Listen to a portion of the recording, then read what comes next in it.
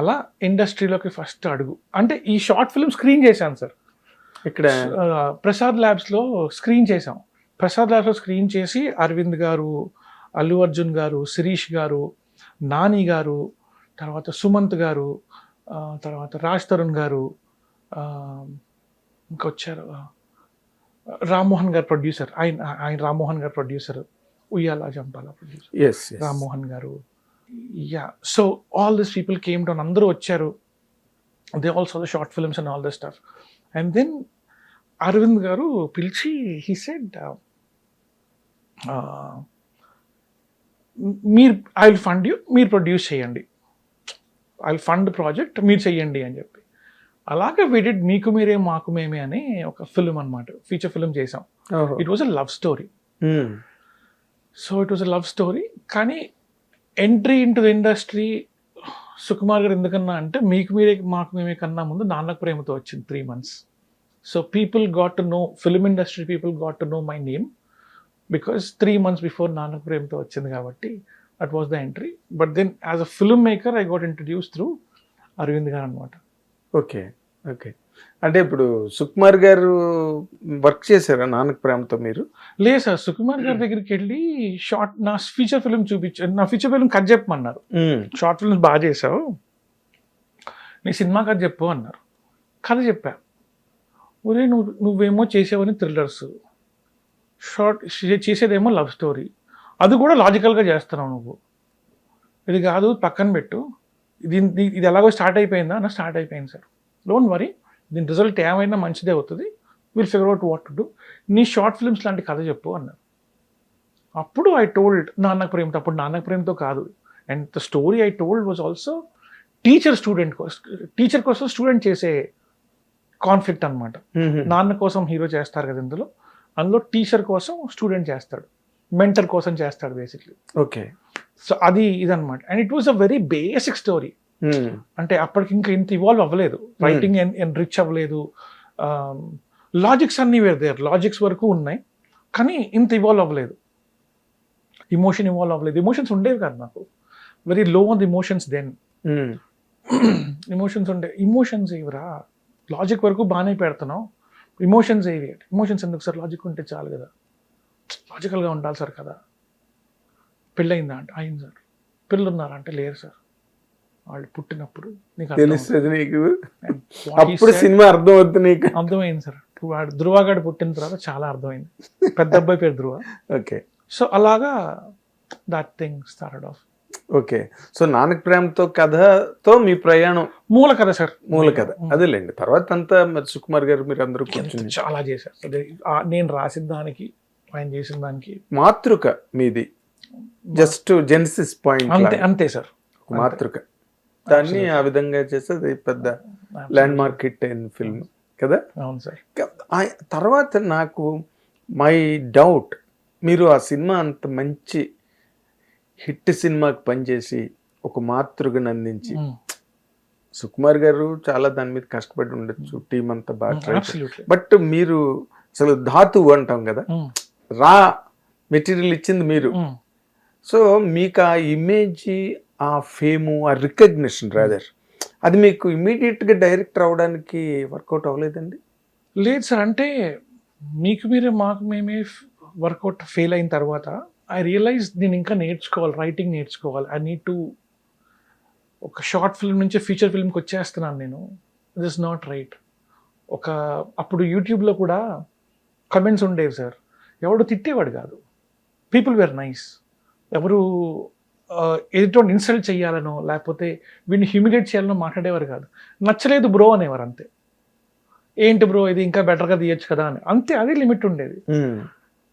అంటే ఎవరైతే పాజిటివ్ రాస్తున్నారో వాళ్ళందరూ పాజిటివ్ రాసేవారు. So we had good positive comments. అయితే పాజిటివ్ కామెంట్, లేకపోతే నచ్చలేదు ఒకళ్ళిద్దరు ఉండేవారు, ఒకళ్ళిద్దరు would say negative word here and there, but అంత పెసిమిజం లేదు అప్పుడు. బూతులు తిట్టే అంత లేదు, అంత లేదు. సో ఆ తర్వాత ఆఫ్టర్ ఆ మూవీ ఫెయిల్ అయిన తర్వాత రియలైజ్ నేను ఇంకా ఐ హ్యావ్ టు లెర్న్, నేర్చుకోవాలి అని చెప్పి. Then I start working as a రైటర్గా వర్క్ చేస్తున్నాను. కరెక్ట్గా ఆ టైంలో సుకుమార్ గారి దగ్గర వాజ్ వర్కింగ్ విత్ సుకుమార్ గారు as రైటర్. విక్రమ్ కే కుమార్ గారి దగ్గర చేశాను. తర్వాత couple of other directors and all that stuff. Ismat Shankar with puri గారు చేశాను. Very short span, కానీ పూరి గారితో short span is a humongous experience. లైఫ్లో one of the greatest experience working with him. So అది చేశాను. ఏంటండి పూరి గారి దగ్గర హ్యూమంగస్ అన్నారు కదా, షార్ట్ జర్నీ అయినా humongous, what is it really that? I'll try to explain my understanding, sir. జనరల్గా నేను చాలా మంది దగ్గర చేశాను కాబట్టి ఒక కథ గురించి డిస్కషన్ స్టార్ట్ అయింది అనుకోండి. పొద్దున్నే వచ్చాం, కాఫీ టీలు తాగేసాం, కూర్చున్నాం, టిఫిన్ చేసి కూర్చున్నాం, డిస్కషన్ అని చెప్పి కూర్చున్నాం. వేరే ఇన్ జనరల్ ఆల్సో ఎవరి దగ్గరైనా ఒక గంట మాట్లాడతాం ఆ టాపిక్ మీద. ఒక గంట మాట్లాడతాం, 2 గంటలు మాట్లాడతాం. 2 గంటలు పోయాక ఇంకా డ్రైన్ అయిపోతాం, ఎనర్జీ విల్ గో అవుట్. ఆ తర్వాత కొంతసేపు అటు తిరిగి ఇటు తిరిగి will go around and all the stuff. మళ్ళీ భోజనం చేసి తిన్నాక మళ్ళీ ఎనర్జీ రాదు, మళ్ళీ సాయంత్రం 4 o'clock 5 o'clock we try to do it or next day. So generally per day productivity is around 1.5 hour is the productivity. అంతే. Just imagine if the productivity is 2 hours, ఆ 1.5 hour 1.5 hour దాటిన తర్వాత ఇంకొక అరగంట push చేసామనుకోండి, the whole energy is lost. Mind function అవ్వట్లేదు. అయినా సరే ఒక అరగంట పుష్ చేసామనుకోండి, you're literally mining gold. Drain అయిపోయి ఉన్నాం, ఇంకా వీకెస్ట్ ఆఫ్ పొజిషన్లో ఉన్నాం, but you still pushing another half an hour, you're mining gold. You're pushing another 1 hour, you're mining something impossible. And you're pushing 8 hours, that is absolute brilliant. నేను ఎవరిని పొద్దున్న 6 నుంచి సాయంత్రం 6 దాకా కథ తప్ప ఇంకా ఏమీ ఫోకస్ లేకుండా దాని మీద ఉండే మనిషి నేను చూడలేదు. చెల్లిపెళ్ళి సార్, చెల్లిపెళ్ళి ఇస్మార్ట్ శంకర్కి గోవాలో ఉన్నారు. రామ్ గారు కాల్ చేశారు, రామ్ పోత్మిని గారు కాల్ చేసి, కిరణ్ డిస్కషన్కి వస్తావా అన్నారు. చెల్లి పెళ్ళి ఉంది సార్ అంటే తీసుకున్నారు. 2-3 days రా మనం మాట్లాడదాం, అంత చెడిపోదు కానీ. సరే సార్ ఉంటాను. అది 2-3 daysలో ఏమైపోద్ది, ఏముంటుంది. సో ఐ వెళ్ళాను. వెళ్ళగానే ఇలా కథ డిస్కస్ చేస్తున్నాం, ఇది కూడా ఒకసారి వినండి అని చెప్పి కథ నాకు వాళ్ళ టీం మెంబర్ ఒకటి పంపించి కథ చెప్పించారు. ఇంట్రెస్టింగ్గా ఉంది, premise is nice, everything is nice, they had a basic this thing. వెళ్ళి కూర్చుంటే సార్ ఇస్ లైక్ చెప్పండి అంటే ఆయనకి ఎవరు అక్కర్లేదు సార్, లిటరల్గా ఆయనకి ఎవరు అక్కర్లేదు. ఆయన ఒక్కళ్ళే is an army by himself. Puri గారు ఎవరు అక్కర్లేదు, కూర్చున్నారు, చెప్పండి ఇక్కడ ఏమవుతుంది, ఏదో చెప్తున్నారు, ఓకే రాసుకున్నారు, ఇక్కడ ఏమవుతుంది, తర్వాత ఏమవుతుంది అలా రాస్తున్నారు. అంటే ఒక ఎగ్జాంపుల్ చెప్తాను సార్. జైల్ బ్రేక్ అన్నారు. జైల్ బ్రేక్ అనగానే నా mind start running. Sir give me 15 minutes అని పక్కకి వెళ్ళిపోయి, జైల్లోకి ఇలాగా ఖైదీలు వస్తారు, లోపలికి ఒక యూనిఫామ్ వస్తుంది, పోలీస్ యూనిఫామ్ లోపలికి ఒక పార్సల్లో వస్తుంది, ఇలా మారుతుంది, అది చేతులు మారితే అది ఇది అని చెప్పి ఒక జైల్ బ్రేక్ కోసం ఒక 5-6 pages రాసి తీసుకొచ్చాను. దిస్ థింగ్ ఇలా జైల్ బ్రేక్ అవుతుంది అని చెప్పి చూసి అద్దరిపోయింది. కిరణ్ చాలా బాగుంది, ఎందుకు రాసేవాన్ని. అదే సార్ జైల్ బ్రేక్ అన్నారు కదా అంటే, ఇదే సినిమా రాసావు కదా కిరణ్ అని.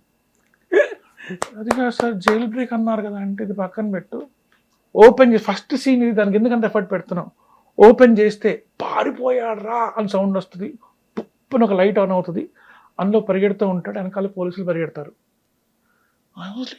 అవును కదా, why do we have to పారిపోయడం చెప్పాలి. And then I was very curious on him. ఈయన ఏం చెప్తున్నారో, whatever sentence he says, he wants that scene only, అంతకన్నా ఎక్కువ వద్దా ఆయనకి. అవును, జైల్ బ్రేక్ అంటే మొత్తం jail break, cinema jail break గురించి కాదు, సినిమా వేరే దాని గురించి మొత్తం అంతా. జైల్ బ్రేక్ అంత ఎఫర్ట్ ఎందుకు పెడుతున్నావు నువ్వు, don't over do it, jail break make it crisp, make it short. Like wow, now I was curious. అదే ఫస్ట్ టైం ఆయన కలవటం కూడా first time. So I was listening, పొద్దు నుంచి అలా టక మధ్యాహ్నం అయిపోయింది, మధ్యలో ఎవరో వచ్చి సార్ ఈ హీరో గారు ట్రైలర్ వచ్చింది సార్ అన్నారు. బాగుంది, నెక్స్ట్ సీన్ ఏంటి సార్, భోజనం సార్, నెక్స్ట్ సీన్ ఏంటి, ఇలాగే ఉన్నారు సార్ ఆయన. That 12 hours or something, he was extremely focused. 6 o'clock shut down, ఇలా స్విచ్ ఆఫ్ అయిపోయింది button, let's have some fun. అలా బీచ్కి వెళ్ళాం, visiting, having food and all the stuff. బుర్ర పనిచేస్తున్నది ఇంకా. సార్ ఆ సీన్లో సెకండ్ హాఫ్లో ఆ సీన్లో అంటే పక్కనే కూర్చుంది ఆయన పక్కన. ఎందుకు చెప్తున్నావు కిరణ్, ఇప్పుడు ఎందుకు చెప్తున్నావు? అదే సార్ సీన్, రేపు పొద్దున్న, ఇప్పుడు కాదు. సో 12 గంటలు పని చేసిన తర్వాత he turns it off and sets relaxes. Now that is amazing. నేను ఎవరినో అలా చూడలేదు. And one thing I understood is నేర్చుకోకూడదు అది. ఆయన దగ్గర మాత్రం నేర్చుకోకూడదు. అది డిఫరెంట్, ఆ డిఎన్ఏ వేరు సార్. అంతలాగా Perseverance you cannot have that kind of Perseverance by nature. ఆయనకు ఉంది అది. బై నేచరే పట్టుదల అలాగా ఫినిష్ చేసేయాలి, you have to go finish చేసి అయిన తర్వాత స్విచ్ ఆఫ్, మైండ్ ఆఫ్ చేసేసి లెట్స్ పార్టీ మోడ్లోకి వెళ్ళిపోవాలి. ఆ నేచర్ ఇస్ అ వెరీ అంత ఈజీగా రాదు.